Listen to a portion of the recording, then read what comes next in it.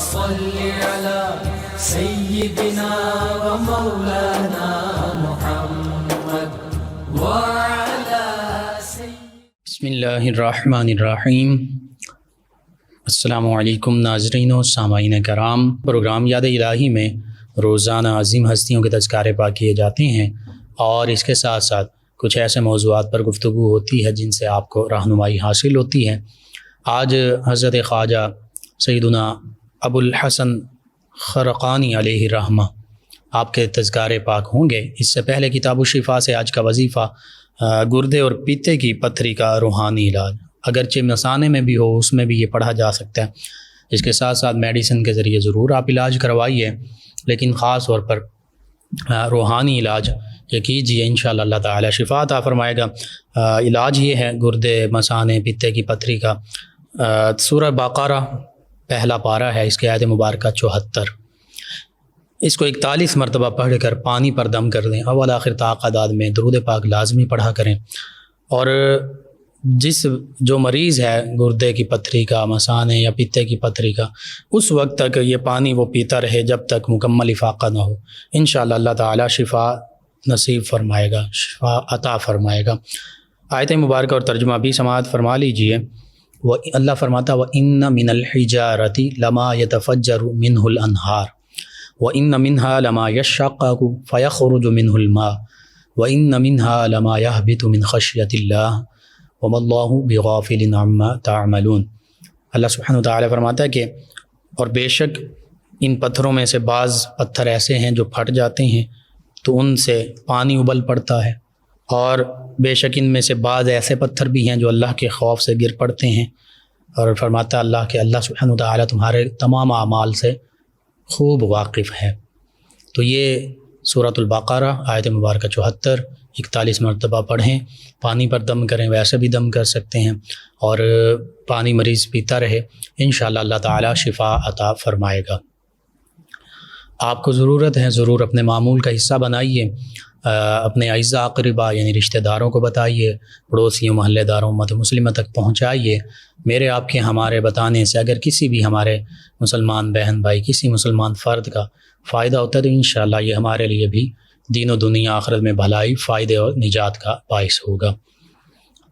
جی ناظرین و سامعین، آج ایک عظیم ہستی حضرت خواجہ شیخ سیدنا ابو الحسن خرقانی رحمۃ اللہ تعالی علیہ، سلسلہ صدیقیہ اس کے عظیم بزرگوں میں سے ہیں۔ وہی سلسلہ جو سیدنا ابو بکر صدیق رضی اللہ تعالی عنہ تک متصل ہے، پہنچتا ہے، اور سیدنا ابو بکر صدیق رضی اللہ عنہ سے ہوتا ہوا ان کے وسیلے سے آقا کریم صلی اللہ علیہ وآلہ وسلم سے متصل ہو جاتا ہے۔ یعنی اس سلسلہ صدیقیہ جو بعد میں سلسلہ خواجگان اور پھر آگے چل کر حضرت خواجہ بہاؤالدین نقشبند علیہ رحمہ کی نسبت سے نقشبندی کہلایا، پھر سیدنا مجدد الفسانی علیہ رحمہ کی نسبت سے مجددی کہلایا۔ یہ سلسلہ صحابہ کرام علیہم الرضوان، خلفائے راشدین علیہم الرضوان کا فیضان بھی اس میں ہے، اور اس کے ساتھ ساتھ اہل بیت کرام علیہم الرضوان کا فیضان بھی اس میں ہے۔ اور خاص طور پر جب ہم یہ ذکر کرتے ہیں اہل بیت کرام علیہم الرضوان کا تو سیدنا علی المرتضیٰ کرم اللہ وجہ الکریم اور آپ کی اولاد اطہار جو ہیں ان کا فیضان بھی اس سلسلے میں ہے، سلسلہ صدیقیہ میں، سلسلہ خواجگان میں، سلسلہ نقشبندیہ مجددیہ میں، اور اس کے ساتھ ساتھ سیدنا ابو بکر صدیق رضی اللہ تعالی عنہ اور خود آقا کریم صلی اللہ علیہ وآلہ وسلم کا فیضان جو ہے وہ اس سلسلہ مبارکہ میں ہمیں خاص طور پر نظر آتا ہے۔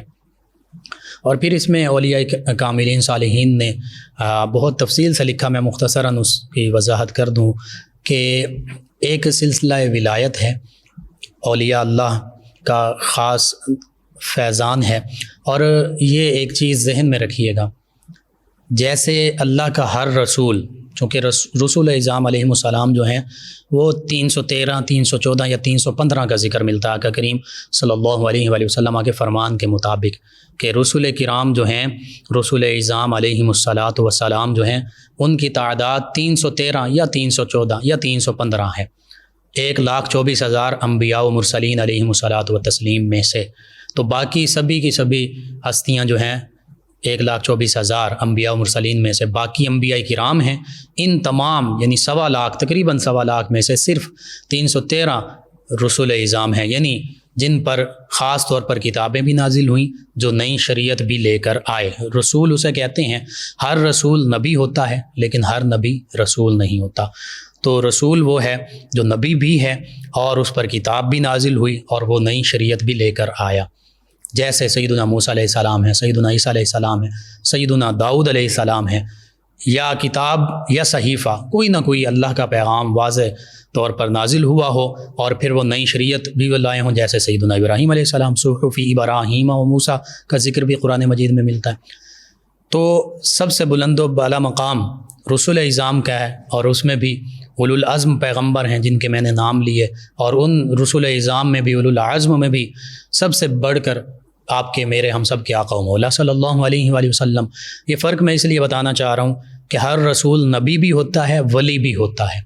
اب نبی، ہر نبی جو ہے وہ نبی بھی ہوتا ہے، ولی بھی ہوتا ہے، لیکن ضروری نہیں کہ ہر نبی رسول بھی ہو۔ صرف 1300 نبی ہیں جو رسول بھی ہیں، یعنی جو 313 جو نبی انبیاء کرام ہیں وہ رسول اعظام بھی ہیں۔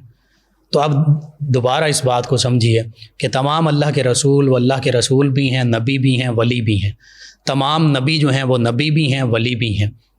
آقا کریم صلی اللہ علیہ وآلہ وسلم اللہ کے رسول بھی ہیں، اللہ کے نبی بھی ہیں، اللہ کے ولی بھی ہیں۔ اب نبوت کا فیضان اولیاء کاملین صالحین یہ فرماتے ہیں کہ وہ سیدنا ابو بکر صدیق رضی اللہ عنہ کے وسیلے سے امت مسلمہ تک پہنچا اور پہنچ رہا ہے، یوں سمجھ لیجیے جسے سلسلہ صدیقیہ یا سلسلہ خواجگان کہتے ہیں۔ اور فیضان ولایت جو ہے آقا کریم صلی اللہ علیہ وآلہ وسلم سے، وہ سیدنا علی المرتضیٰ کرم اللہ وجہ الکریم کے وسیلے سے پوری امت مسلمہ تک پہنچا اور پہنچ رہا ہے۔ تو اس حوالے سے آج جن عظیم ہستی کا میں ذکر کر رہا ہوں، حضرت شیخ ابو الحسن خرقانی علیہ الرحمہ، اولیاء کاملین صالحین میں سے، اللہ کے نیک پاک باز بندوں میں سے، انعام یافتہ طبقہ میں سے، کہ جس کے بارے میں ہم جن ہستیوں کی اتباع اور پیروی کے بارے میں ہم ہر نماز میں دعا مانگتے ہیں، اہدنا الصراط المستقیم، اے اللہ ہمیں سیدھا راستے پر چل رہے ہیں تو پھر اے اللہ ہمیں سیدھے راستے پر ثابت قدم رکھ، صراط الذین انعمت علیہم، ان لوگوں کے راستے پر جن پر تیرا انعام ہوا۔ انعام یافتہ کون ہے؟ سورۃ النساء 5ویں پارے میں فرمایا من النبیین انعم اللہ علیہم من النبیین والصدیقین والشہداء والصالحین۔ انعام یافتہ فرمایا سب سے پہلے اللہ کے انبیاء و مرسلین علیہم الصلاۃ والتسلیم ہیں، ہم یہی دعا کرتے ہیں اللہ ہمیں ان کے راستے پر چلا۔ پھر صدیقین ہیں، یعنی تمام کے تمام صحابہ کرام، اور ان میں صدیق اکبر ہیں سیدنا ابو بکر صدیق رضی اللہ عنہ، تمام صحابہ کرام علیہم الرضوان کے سردار۔ ہم یہ بھی دعا کرتے ہیں کہ اللہ ہمیں تمام صحابہ کرام علیہم الرضوان، خصوصاً سیدنا ابو بکر صدیق رضی اللہ عنہ کے نقش قدم پر چلا، اور صدیقین میں اہل بیت کرام بھی شامل ہیں، وہ بھی سچے ہیں۔ ہم یہ بھی دعا کرتے ہیں کہ اللہ ہمیں اہل بیت کرام علیہم الرضوان کے بھی راستے پر چلا۔ پھر والشہداء، شہداء کرام میں انبیاء کرام میں سے بھی اکثر جو ہیں کئی انبیاء کرام کو شہادت نصیب ہوئی، صحابہ کرام میں سے کئی صحابہ کرام کو شہادت کا مقام ملا، اسی طرح اہل بیت کرام میں سے کئی اہل بیت کرام علیہم الرضوان کو شہادت کا بلند مقام ملا، اور پھر دیگر شہداء کرام تو ہیں ہی۔ تو سید الشہداء سیدنا امیر حمزہ رضی اللہ عنہ ہیں، سید الشہداء سیدنا امام حسین رضی اللہ عنہ ہیں۔ ہم یہ دعا کرتے ہیں اللہ ہمیں تمام شہداء کرام کے راستے پر چلا، خصوصاً سیدنا امیر حمزہ رضی اللہ عنہ اور سیدنا امام حسین رضی اللہ عنہ کے بھی نقش قدم پر چلا۔ پھر صالحین کا ذکر آتا ہے کہ جن کے بارے میں ہم دعا مانگتے ہیں، صالحین کہ یہ راستے پر چلا جن پر تو نے انعام فرمایا۔ صالحین کون ہیں؟ تمام انبیاء و مرسلین علیہم الصلاۃ والتسلیم سب سے بڑھ کر صالحین ہیں، اور سید المتقین اور سید الصلحاء، تمام صالحین کے، تمام متقین کے سردار میرے آپ کے ہم سب کے آقا و مولا صلی اللہ علیہ وآلہ وسلم ہیں۔ صحابہ کرام تمام کے تمام صالحین ہیں، اہل بیت کرام تمام کے تمام صالحین ہیں۔ تو یہ ہستیاں صالحین ہیں، اولیاء اللہ تمام کے تمام صالحین ہیں۔ تو ہم دعا کرتے ہیں اللہ ہمیں ان تمام صالحین کے نقش قدم پر چلنے کی توفیق عطا فرما، کیونکہ تو نے ان پر انعام فرمایا ہے۔ انہی صالحین میں سے، اللہ کے نیک بندوں میں سے ایک بندے ہیں شیخ ابو الحسن خرقانی علیہ الرحمہ۔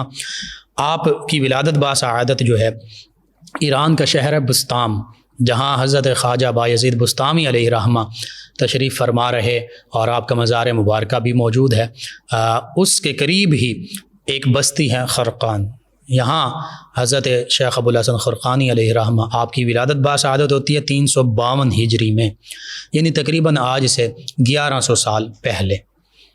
اور پھر آپ نے ابتدائی دینی علوم، ظاہری علوم سیکھے، اور اسی نسبت سے آپ کو خرقانی کہا جاتا ہے، خرقان سے رہنے والے ہیں، بہت بڑے اللہ کے ولی ہیں۔ اور میں نے عرض کر دیا کہ سلسلہ صدیقیہ جو فیضان نبوت کا حامل ہے، اس میں آپ حضرت خواجہ بایزید بستامی علیہ رحمہ کے مریدین میں شامل ہیں۔ 4 واسطوں سے آپ کا سلسلہ طریقت جو ہے وہ حضرت خواجہ بایزید بستامی علیہ رحمہ تک پہنچتا ہے۔ وہ کیسے؟ آپ کی نسبت ہے، یعنی بیعت ہے حضرت شیخ ابو مظفر موسیٰ علیہ رحمہ سے، ان کی بیعت ہے حضرت خواجہ اعرابی علیہ رحمہ سے، ان کی بیعت ہے حضرت خواجہ مغربی علیہ رحمہ سے، اور ان کی بیعت ہے حضرت خواجہ بایزید بستامی علیہ رحمہ۔ اور حضرت خواجہ بایزید بستامی علیہ رحمہ وہ عظیم ہستی ہیں کہ آپ کی بیعت جو ہے حضرت امام جعفر صادق رضی اللہ عنہ، ان کے ایک شاہزادے ان سے بھی ہے، اور اس کے علاوہ بھی 2 سے 3 آپ کی نسبتیں ایسی ہیں کہ حضرت سیدنا امام جعفر الصادق رضی اللہ تعالیٰ عنہ جو ائمہ اہل بیت اطہار علیہم رضوان میں سے ایک عظیم ہستی ہیں، جو نبی رحمت صلی اللہ علیہ وآلہ وسلم کی بھی اولاد پاک میں سے ہیں، جو سیدہ فاطمۃ الزہرا طیبہ طاہرہ رضی اللہ عنہا اور سیدنا علی المرتضیٰ کرم اللہ وجہہ الکریم کی بھی اولاد پاک میں سے ہیں۔ اور ان کا سلسلہ نسب اگر میں مختصراً بیان کروں، سیدنا امام جعفر الصادق بن سیدنا امام محمد الباقر بن سیدنا امام علی زین العابدین بن سیدنا امام حسین رضی اللہ عنہ بن سیدنا علی المرتضیٰ کرم اللہ وجہ الکریم رضی اللہ عنہ اجمعین، اور سیدہ فاطمۃ الزہرا طیبہ طاہرہ رضی اللہ عنہا بنت سیدنا محمد مصطفیٰ صلی اللہ علیہ وآلہ واصحابہ وبارک وسلم۔ اور اب یہ حضرت سیدنا امام جعفر الصادق رضی اللہ عنہ، یہ تو ددیال کا آپ کا سلسلہ نسب، ننیالی سلسلہ نسب میں نے بارہا عرض کیا، سیدنا ابو بکر صدیق رضی اللہ عنہ سے ملتا ہے، یعنی آپ کی والدہ سیدنا امام جعفر الصادق رضی اللہ عنہ کی اہل بیت اطہار علیہم رضوان کا ننیال کون ہے؟ سیدنا ابو بکر صدیق رضی اللہ عنہ۔ ددیال کون ہے؟ سیدنا علی المرتضیٰ کرم اللہ وجہ الکریم اور آقا کریم صلی اللہ علیہ وآلہ وسلم۔ تو کتنے آپس میں محبت بھرے رشتے ہیں صحابہ کرام اور اہل بیت کرام علیہم رضوان کے آپس میں، یہ اتنی زیادہ قربت ہے۔ آج ہم تفریقیں پیدا کرنے کی کوشش کرتے ہیں، اللہ سبحانہ وتعالی ہمیں ہدایت عطا فرمائے۔ حتیٰ کہ سیدنا امام جعفر صادق رضی اللہ عنہ فرمایا کرتے تھے ولدنی ابو بکر مرتین، کہ مجھے تو سیدنا ابو بکر صدیق رضی اللہ عنہ سے ڈبل نسبتیں ہیں، دوہری نسبتیں ہیں، ڈوول ریلیشنز ہیں، ڈبل ریلیشن ہے میرا، کہ سیدنا امام جعفر صادق رضی اللہ عنہ کی والدہ جو ہیں سیدہ ام فروہ، یہ سیدنا ابو بکر صدیق رضی اللہ عنہ کی پڑ پوتی بھی ہیں، پڑ نواسی بھی ہیں، یعنی سیدہ ام فروہ بنت سیدنا قاسم بن محمد بن ابی بکر رضی اللہ عنہ مجمعین، اسی طرح سیدہ ام فروہ بنت سیدہ اسماء بنت عبد الرحمن بن ابی بکر رضی اللہ عنہم اجمعین۔ بہرحال سیدنا ابو الحسن خرقانی علیہ رحمہ، آپ نے اپنے شیخ مکرم جو ہیں ان سے بہت زیادہ فیضان پایا، حتیٰ کہ خواجہ بایزید بستامی علیہ رحمہ، چونکہ ان کا مزار مبارکہ بھی آپ کے علاقے میں ہی تھا، تو آپ اکثر عشاء کی نماز کے لیے وہاں حاضر ہوا کرتے حضرت خواجہ بایزید بستامی علیہ رحمہ کی قبر مبارکہ پر، اور وہاں پر اللہ سبحانہ وتعالی سے یوں دعا کیا کرتے ہیں، اللہ جو کچھ تو نے بایزید بستامی علیہ رحمہ کو عطا فرمایا ہے مجھے بھی عطا فرما۔ بس یہ دعا کرتے، وہاں پر ذکر اذکار کرتے، مراقبات کرتے، اور پھر اس کے بعد واپس خرقان تشریف لے آتے اور فجر کی نماز آ کر اپنے ہی علاقے میں اپنے گاؤں میں پڑھا کرتے۔ اور آپ اپنے روحانی مرشد یعنی سیدنا خواجہ بایزید بستامی علیہ رحمہ کا یوں ادب کیا کرتے تھے کہ جب واپسی بھی ہوتی تو ان کے مزار مبارکہ کی طرف پشت نہیں کرتے تھے، پیٹھ نہیں کرتے تھے، یہ ایسا ادب کا معاملہ۔ اور پھر حضرت بایزید بستامی علیہ رحمہ جب اس علاقے خرقان سے گزرا کرتے اور ساتھ ان کے دیگر لوگ بھی ہوا کرتے، تو آپ فرمایا کرتے کہ مجھے سرزمین خرقان سے ایک مرد کامل کی خوشبو محسوس ہو رہی ہے، اور فرما دیا کہ جس کا نام علی ہوگا، کیونکہ سیدنا ابو الحسن جو ہیں ان کا نام علی تھا، کنیت ابو الحسن ہے، تو اور فرمایا کہ کنیت ان کی ابو الحسن ہوگی، نام علی ہوگا، اور وہ مرد کامل یعنی اللہ کا نیک بندہ کاشتکاری کے ذریعے اپنے اہل و عیال کی رزق کے حلال سے پرورش کرے گا۔ اولیاء اللہ کا یہ بھی وتیرہ رہا ہے کہ وہ اور یہ حقیقت ہے الذین آمنوا وکانوا یتقون، وہ ایمان والے بھی ہوتے ہیں، کامل ایمان والے ہوتے ہیں اور تقوی کے بھی پیکر ہوتے ہیں۔ اور اکثر ہم نے دیکھا ہے، آپ سیرت مبارکہ پڑھ لیجیے اولیاء اللہ کی، یا تو بالکل گوشہ نشینی اختیار کریں گے، دنیاوی معاملات میں اس طرح پڑیں گے ہی نہیں کہ جس طرح کوئی دنیا کے پیچھے ہی 24 گھنٹے دنیا کے کاروبار اور دنیا کی خواہشات اور لذات اور ان چیزوں کے پیچھے جیسے آج ہم لگے ہوئے ہیں، یا تو اللہ کی رضا کی خاطر بالکل گوشہ نشینی اختیار کریں گے، جو لوگ آئیں گے ان کو واعظ و نصیحت کریں گے، ان کو اللہ اللہ کروانا سکھائیں گے، ان کو اللہ کی یاد میں محو کریں گے، یا پھر تھوڑے دنوں کے لیے، تھوڑے وقت کے لیے، یا جو ضروری ہو اتنا کاروبار کرتے ہیں یا اتنی کاشتکاری، کوئی نہ کوئی رزق حلال لازمی کماتے ہیں۔ یہ اولیاء اللہ کا ایک خاصہ رہا ہے۔ تو پتہ چلتا ہے عقل حلال، صدق مقال، حلال کھانا، حلال کمانا، یہ ان کی زندگیوں سے ہمیں سبق ملتا ہے۔ دوسرا سچ بولنا، ان کی زندگیوں سے ہمیں سبق ملتا ہے۔ تو بس جیسے بایزید بسطامی علیہ رحمہ فرمایا کرتے تھے، اور یہ بھی بایزید بسطامی علیہ رحمہ نے فرمایا تھا کہ وہ مجھ سے 3 گنا بڑا اللہ کا نیک ولی بنے گا، مرتبے میں اس کو اللہ تعالیٰ ایسا بلند مقام عطا فرمائے گا۔ بہرحال حضرت شیخ ابو الحسن خرقانی علیہ رحمہ جو ہیں، انہوں نے پوری زندگی امت مسلمہ کو واعظ و نصیحت فرمائی، قرآن و سنت، ظاہری باطنی علوم، تزکیہ باطن فرمایا، حتیٰ کہ بہت مختلف شعبوں کے لوگ جو ہیں وہ آپ کی بارگاہ میں حاضر ہوا کرتے، آپ سے فیض یاب ہوا کرتے۔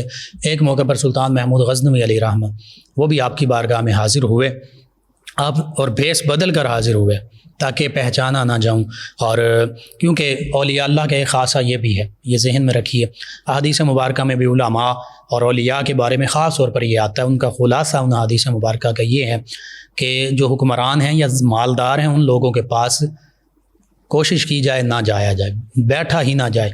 بہت ضرورت ہے بامر مجبوری یا امر بالمعروف نہی عن المنکر کے لیے آپ جا سکتے ہیں، یعنی ان کو نیکی کے حکم دینے کے لیے اور برائی سے منع کرنے کے لیے، ورنہ اولیاء اللہ اور علماء کرام کے لیے حکم یہی ہے کہ وہ مالدار ہوں یا حکمران ہوں ان کے قریب بھی نہ جائیں۔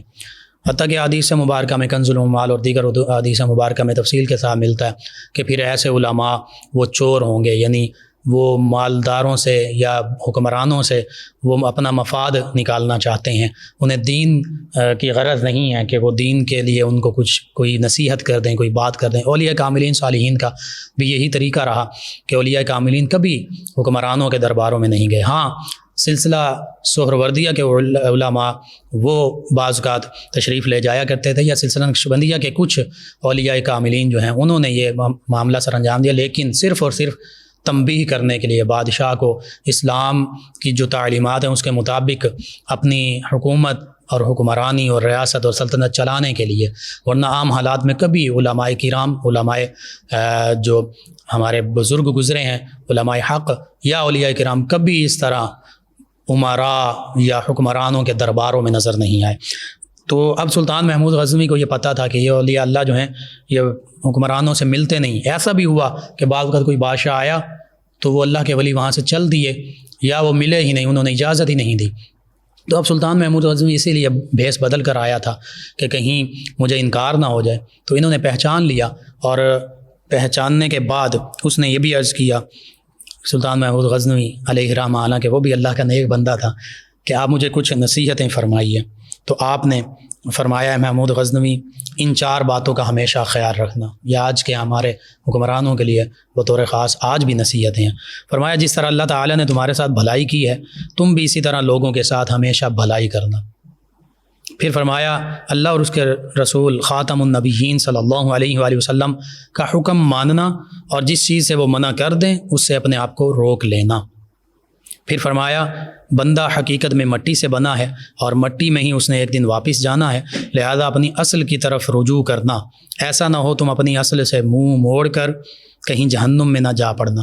یعنی عاجزی انکساری کا اظہار کرنا، ظالم نہ بن جانا، منصف بننا، اور اپنے اندر تکبر نہ لے آنا، تواضع و انکساری کا اظہار رکھنا، اپنی اصل بنیاد کی حقیقت کیا ہے، وہ مٹی ہے، مٹی میں مل جانا ہے، اس کو یاد رکھنا۔ پھر فرمایا اپنے ہر سانس کو آخری سانس سمجھنا اور موت سے کبھی غافل نہ ہونا۔ کتنی پیاری نصیحت ہے، اللہ اس کے رسول صلی اللہ علیہ وسلم کی اتباع کرنا، لوگوں کے ساتھ اچھا سلوک کرنا، اور اپنی حقیقت کو ہمیشہ ملحوظ خاطر رکھنا، اور یہ دیکھنا کہ ہر سانس آخری سانس ہے، یہ سمجھنا، اور اپنی موت کو بھولنا نہیں۔ حقیقت یہ ہے آج بھی ہمارے حکمران کم از کم ان 4 نصیحتوں کو ہی مد نظر رکھ لیں تو پھر دیکھیے کبھی بھی کوئی حکمران کسی قسم کی ناانصافی نہ کرے، ظلم نہ کرے، لوگوں کا خیال رکھے، اور آخرت کی جب اللہ کے احکام کی فکر ہوگی، موت کی فکر ہوگی، تو پھر کوئی ایسا عمل، کوئی بھی انسان، حکمران تو دور کی بات، کوئی عام انسان بھی کوئی ایسا عمل نہیں کر سکتا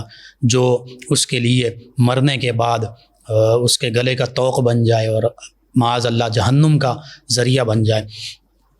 تو یہ حضرت شیخ ابو الحسن خرقانی علیہ رحمہ اتنے خوبصورت انداز کے ساتھ یہ نہیں دیکھا کہ یہ حکمران ہے، بادشاہ ہے، تو اس کے روب اور دبدبے میں نہیں آئے، بلکہ وہ اس دور کے تو بادشاہ اور حکمران جو ہیں وہ ایسے نیک ہوا کرتے تھے، وہ اولیاء اللہ کی بارگاہ میں حاضر ہوا کرتے تھے، ان سے نصیحتیں لیا بھی کرتے تھے، اور وہ کوشش بھی کرتے تھے کہ اس کے اوپر عمل بھی کریں۔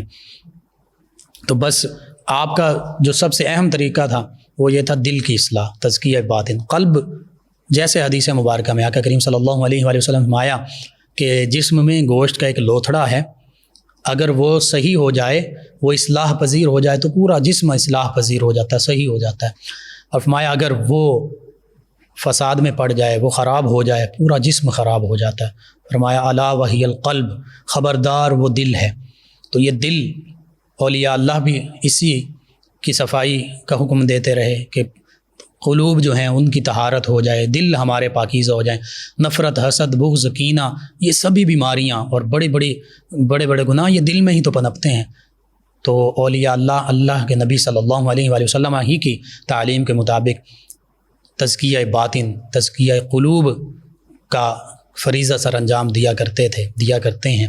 بس اللہ سے دعا ہے اللہ تعالی ہمیں بھی ان اولیاء کاملین صالحین کی پیروی کرنے کی توفیق عطا فرمائے، اور جو ان کی تعلیمات ہیں، محبت کا دم تو بھرتے ہیں، ہم ان کی تعلیمات پر بھی عمل پیرا ہو جائیں تاکہ اللہ تعالی عالم اسلام کو سربلندیاں عطا فرما دے۔ آمین۔ اللہم صلی علی سیدنا و مولانا محمد سماعت فرمانے پروگرام یاد الہی۔ ناظرین و سامعین دوران ہمیں جوائن کیا ہے اشفاق صاحب ہیں، کہتے ہیں السلام علیکم سر۔ جی وعلیکم السلام۔ کہتے ہیں کہ show is very nice, I am in employed.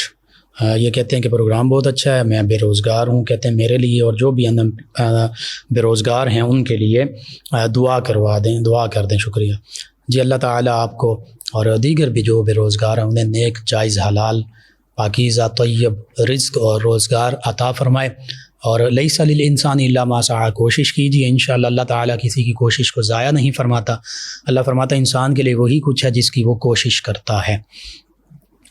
ان کے علاوہ ہمارے ساتھ ہیں مدیحہ صاحبہ، انہوں نے ہمیں جوائن کیا، کہتے ہیں کہ سر آپ کو سلام۔ جی وعلیکم السلام۔ کہتے ہیں کیسے ہیں آپ؟ الحمدللہ۔ انہوں نے کہا کہ آپ کا پروگرام روز ہی اچھا ہوتا ہے، ہم بہت پریشان ہیں بھائی۔ انہوں نے کہا کہ میرے بھائی بہت تنگ کرتے ہیں، ان کے لیے کوئی وظیفہ یا دعا بتا دیجیے۔ میں عرض کرتا ہوں آپ ایک تو سورہ یاسین پڑھیے اور درود پاک کی کثرت کیجیے، یہ عام معمول میں نماز اور تلاوت کے بعد۔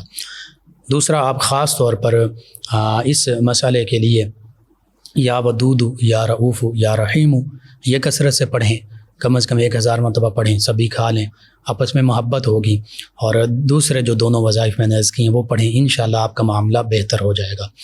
ان کے علاوہ ہمارے ایک اور لسنر ہیں، کہتے ہیں السلام علیکم۔ جی وعلیکم السلام۔ انہوں نے کہا کوئی صورت، کوئی آیت یا کوئی اللہ کا اسم مبارکہ بہت زیادہ پڑھا جائے تو کیا اس کی اجازت لینا ضروری ہے؟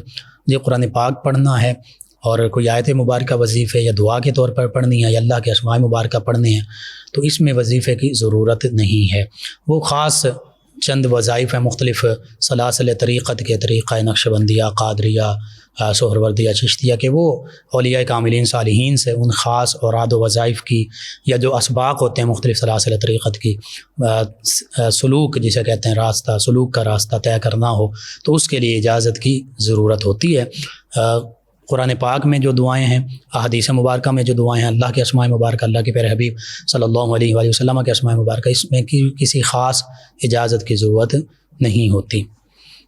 عثمان ظفر صاحب کہتے ہیں انکل لفظ ہے جرار، اس کا معنی بتا دیں۔ جی میں عرض کرتا ہوں، یہ عام طور پر سنا ہوگا آپ نے لشکر جرار، بہت بڑا لشکر، جری لشکر، لڑنے والا، ہمت والا، بہادری والا۔ تو جرار کا معنی ہمت اور بہادری۔ انہوں نے کہا کہ میں ریگولر لسنر ہوں، چلیں آپ کا شکریہ۔ ایک اور ہمارے لسنر ہیں، نام انہوں نے نہیں لکھا، یہ کہتی ہیں کہ السلام علیکم سر۔ جی وعلیکم السلام۔ کہتے ہیں کوئی وظیفہ بتا دیں کہ جب پیپرز آتے ہیں میں بیمار ہو جاتی ہوں۔ جی میں عرض کرتا ہوں، ایک تو آپ یا شافی الامراض، یا شافی الامراض اس کو پڑھیے، یا سلام پڑھیے، یہ دو چیزیں۔ اور اس کے ساتھ ساتھ یہ بعض کا سائیکالوجیکلی بھی ہوتا ہے، تو ہومیوپیتھی میں اس کا مکمل علاج موجود ہے، آپ کوشش کیجئے، اس کو دیکھ لیجئے۔ ان کے علاوہ ہمارے ساتھ ہیں ارسلان صاحب، کہتے ہیں کہ گھر والے چھوٹی چھوٹی بات پر ناراض ہو جاتے ہیں، دعا فرما دیں، وظیفہ بھی بتا دیں۔ جی آپ کے لیے بھی یہی ہے، درود پاک کی کثرت، یا ودود یا رؤوف یا رحیم، یہ کثرت سے پڑھیں، دو چیزیں۔ جب بھی گھر میں داخل ہوں السلام علیکم ورحمۃ اللہ وبرکاتہ کہیں، سب کو اونچی آواز میں درود و سلام پڑھیں گھر میں داخل ہوتے ہوئے، اور سورہ اخلاص پڑھیں، یعنی اللہ کی وحدانیت اس کی بھی گواہی دے دیں سورہ اخلاص کی صورت میں، اللہ کے پیارے حبیب صلی اللہ علیہ وآلہ وسلم سے محبت کی گواہی درود و سلام کی صورت میں دے دیں، اور تمام لوگوں سے گھر میں جو بھی موجود ہیں اللہ ہی کے حکم کے مطابق، اللہ کے پیارے حبیب صلی اللہ علیہ وسلم کے حکم کے مطابق سلام کہہ دیجیے، انشاءاللہ آپس میں محبت ہوگی، گھر میں برکتیں ہوں گی۔ یہ آپ کے لیے بھی، سبھی لسنرز کے لیے۔ عبد المجید صاحب ہیں، حافظ عبد المجید صاحب فیصل آباد سے، کہتے ہیں کہ ہم دونوں میاں بیوی آپ کا پروگرام سنتے ہیں، ہم دونوں نابینا ہیں، دعا فرما دیں۔ جی بہت شکریہ کہ آپ پروگرام کو سماعت کرتے ہیں، اللہ تعالیٰ آپ کو دین و دنیا آخرت کی بھلائیاں عطا فرمائے۔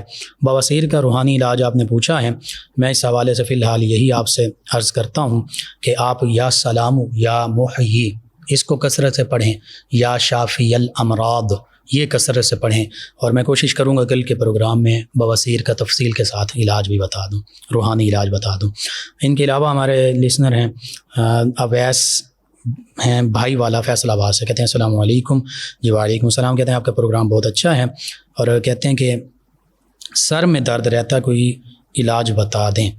جی سر پر دایاں ہاتھ رکھ کر بسم اللہ الرحمن الرحیم پڑھیں 3 مرتبہ، اور پھر 21 مرتبہ آپ پڑھیں گے یا جبارو یا سلامو، یا جبارو یا سلامو، 7 مرتبہ کر کے یہ پڑھنا ہے۔ ہر 7 مرتبہ کے بعد 1 مرتبہ پھونک مار دیں، انشاءاللہ اللہ تعالیٰ سر درد سے نجات عطا فرمائے گا۔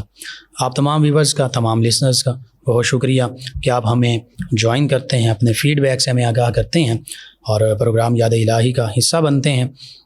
ناظرین سامعین، پروگرام کا وقت ختم ہو جاتا ہے، انشاءاللہ کل صبح دوبارہ آپ سے ملاقات ہوگی پروگرام یاد الہی میں۔